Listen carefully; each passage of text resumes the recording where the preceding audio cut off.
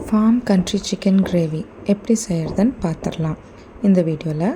First நம்ம இதை pressure குக்கரில் ஒரு சூப் மாதிரி செஞ்சு சிக்கன் ஸ்டாக் எடுத்துக்க போகிறோம்.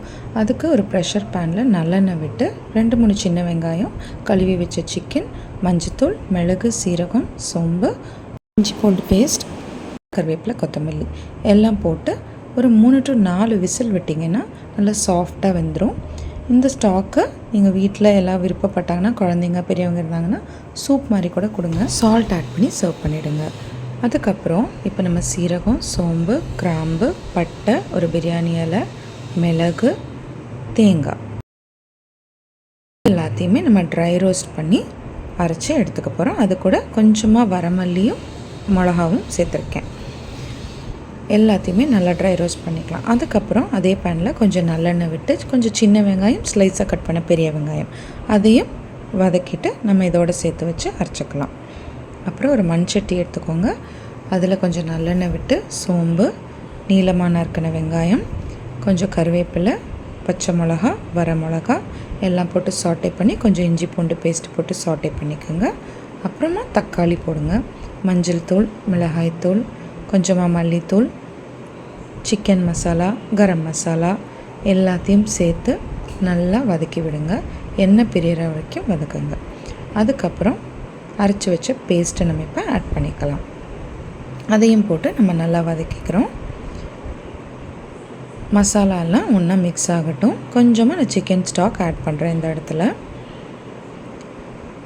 இப்போ நம்ம பாயில் பண்ணி வச்சுருக்க சிக்கனை இது கூட சேர்த்துக்கலாம். அதையும் நல்லா மிக்ஸ் பண்ணி விடுங்க. இது ஆல்ரெடி நமக்கு ஒரு 75 to 80% வெந்திருக்கும் இந்த சிக்கன்.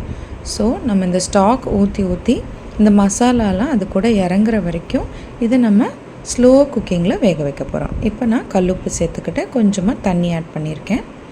நல்லா மிக்ஸ் பண்ணி விடுங்க. மிக்ஸ் பண்ணதுக்கப்புறம் மூடி போட்டு கொஞ்ச நேரம் சிம்லேயே இதை குக் பண்ணுங்கள். நல்லா ஜூஸியாக குக் ஆகட்டும். இப்போ நல்லா கொதி வருது. நம்ம திறந்து இப்போ அதை லைட்டாக பரட்டி விடலாம், இல்லைன்னா நமக்கு அடி பிடிக்கும். ஸோ நம்ம அப்பப்போ திறந்து இதை மிக்ஸ் பண்ணி விடுவோம். இப்போ நான் கொஞ்சம் கேப் விட்டு க்ளோஸ் பண்ணுறேன். அப்போது இதில் நல்லா அந்த ஃப்ளேவர்லாம் இறங்கி எண்ணெய் பிரிகிற வரைக்கும் ஸ்லோ ஃப்ளேம்லேயே குக் பண்ணுங்கள்.